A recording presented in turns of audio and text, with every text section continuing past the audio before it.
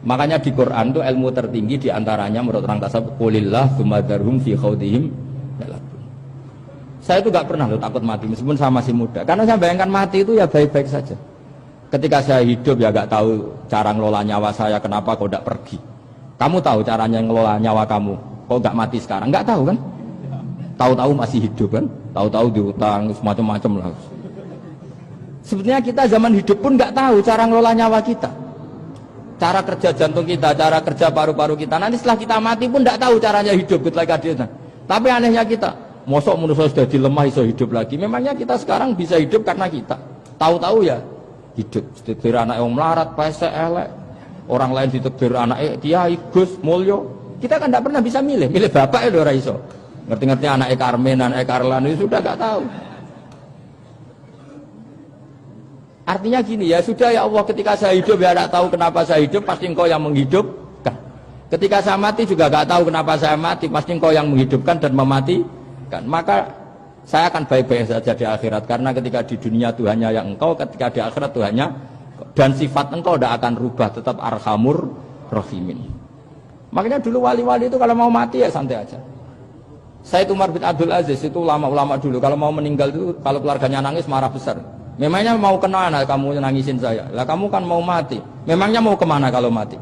Ya kembali ke Allah. Ya susahnya apa? Di dunia ya milik Allah, di akhirat milik Allah. Inna sholati wa nusuki wa mahyaya wa mamati lillahi rabbil. Yang aneh sampai harus melarat orang wani mati. Aneh tenan. Ya karena sampean tahu mungkin di akhirat lebih miskin lagi kan. Terus repot terus. Coba kalau dari awal kita menstatuskan diri kita biadillah. Inna sholati wa nusuki wa mahyaya wa mamati. Tapi kamu salah status. Mengatakan kehidupan adalah momen untuk mencari kesejahteraan. Kehidupan adalah momen untuk cari karir. Kamu mensifati kehidupan secara salah. Jika kamu terjebak nyari karir, nyari kaya. Coba kalau kamu pakai mazhabnya sufi, kehidupan adalah pemberian dari Allah untuk kembali kepada Allah. Kematian ya seperti itu. Akhirnya ya santai saja. Inna sholati wa nusuki wa mahyaya wa mamati lillahi rabbil alamin. Istri juga gitu. Saya itu tidak sombong. Saya itu mulai nikah sampai sekarang itu hampir gak pernah tukaran sama istri. Sama istri saya itu sering bilang gini, Gus kali-kali kalau saya ngamuk itu diwales, dilawan. Supaya saya punya musuh katanya. Betul ya? Ya saya bilang gini, Allah itu maha baik sama saya. Ketika harmonis, ganjaran saya ya lewat harmonis itu. Sehingga saya ngasih uang, menyenangkan Anda. Ketika Anda marah, ganjaran saya lewat sabar. Ya sudah, itu semuanya baik. Kalau kamu marah, saya tidak dapat pahala. Makanya kalau kamu marah tak dengerin. Ini cara Allah membuat pahala tanpa bayar, kata saya. Justru kalau pas rukun itu untuk dapat pahala harus nyervis, jajak nukokno kelambi mahal, katanya. Boros itu pahala yang boros, katanya. Tapi kalau kamu marah ini pahala paling murah, nggak usah biaya, dapat apa? Pahala. Cukup sabar. Lu tuh kalau terlatih lama-lama dapat ya biasa saja. Ulama dulu seperti itu semua. Imam Syafi'i itu pernah ada orang baik sekali sama beliau. Orangnya itu munafik padahal. Tapi kalau setelah keluar dari Imam Syafi'i dia memaki-maki Imam Syafi'i. Suatu saat beliau dikasih tahu orang yang tadi muji-muji jenengan itu di luar maki-maki jenengan. Imam Syafi'i itu guyu. Guyu sebenarnya bukan alhamdulillah. Muridnya kan janggal. Ini dikasih tahu gitu. Alhamdulillah. Kenapa Imam Syafi'i dia kan di luar maki-maki jenengan? Berarti aku wong wibawa ning ngarepku rawani. Ya jadi dianggap enteng saja melihat. Berarti aku wong wibawa ning ngarepku ora wani. Ya sudah. Terus ketika ditanya, tapi itu kan bahaya bagi Anda karena memfitnah Anda gini-gini. Kata beliau, zaka Allah. Yang ngeritiknya bahaya itu hanya Allah Ta'ala. Yang lainnya enggak bahaya. Karena ini makhluk dhaif, enggak penting. Loh kamu sampai tersisa dikritik orang karena kamu nganggap makhluk itu penting. Ini gobloknya sampean. Goblok segoblok-gobloknya gitu. Coba kalau kamu mensatukan makhluk tetap makhluk, kritiknya enggak penting. Selesai kan? Selesai enggak? Ini problem Anda ada wali itu, kalau dikritik ya susah. Makanya ada wali itu problem menurut saya. Makanya saya enggak ingin enggak jadi wali itu kan. Karena hanya wali yang hidupnya itu la khaufun alaihim wa lahum yahzanun. Orang dulu tuh semudah itu hidup. Gampang saja. Dulu ceritanya di antara ceritanya manakibnya Sayyid Ja'far Shadiq itu, kalau ada orang memaki-maki dia itu dikirimi hadiah. Kenapa? Karena kebaikan kamu telah kamu berikan kepada saya, ini hadiahnya. Sampai malu yang ngeritik itu.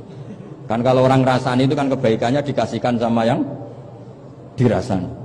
Lah kamu kan ngajinya seperti itu, tapi dirasani kok susah. Harusnya kan kasih aja, ditransferi saja. Alhamdulillah. Ya karena kita salah menamain tadi. Sing rasani pembenci, pembenci itu bahaya. Sehingga kamu mereaksi secara serius. Coba kalau kamu pakai hukumnya Allah dan Rasul, pembenci itu pemberi kebaikan.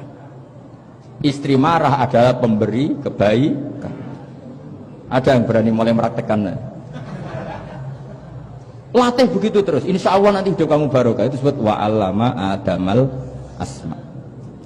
Dan itu yang diajarkan Rasulullah. Rasulullah itu kalau ngajarkan hidup itu gampang sekali. Allahumma ja'alil hayata ziyadatan li fi kulli khairin wal mauta rohatan li min kulli syarrin. Jadi kalau kita hidup anggap saja peluang untuk nambah kebaikan.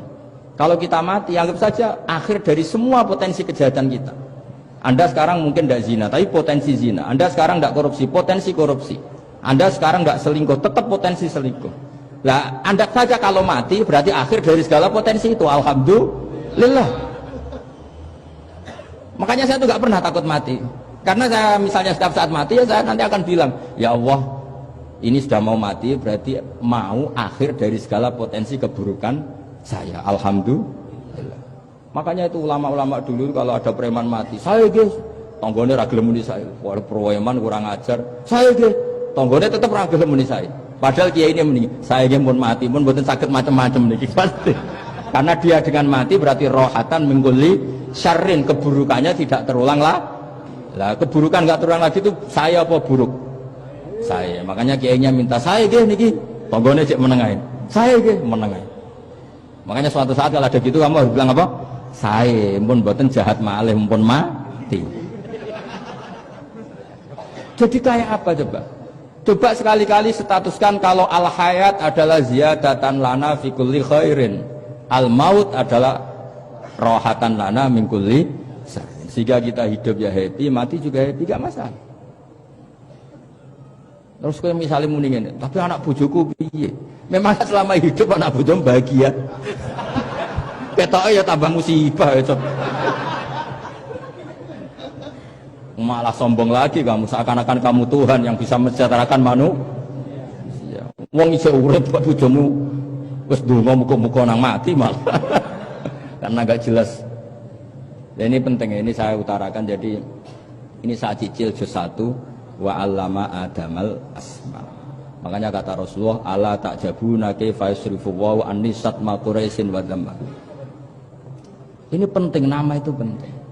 Karena sekali nama ini saya coba misalnya orang sepakat darani Fir'aun itu wujida ba'da alam yakun. Fir'aun itu ada yang dulu-dulunya tidak ada. Hal ata alal insani hinum minad dahri lam yakun syai'am mazkur. Coba kalau kamu melihat sekarang kamu hidup itu apa? Untuk sujud itu murah gampang. Untuk mengenal Allah itu gampang kita kenal karena Allah itu adzaru minadz dzahir. Adzaru dzahir itu Allah, zat yang begitu jelas. Lah mati itu mau apa? Ya menuju Allah. Hidup menyaksikan Allah, mati menyaksikan Allah, itu nyaman. Yang menjadi tidak nyaman karena kamu salah bikin status. Hidup untuk menggapai cita-cita, untuk sukses. Wong komunis yo muni ngono, lonte yo muni ngono, copet yo muni ngono.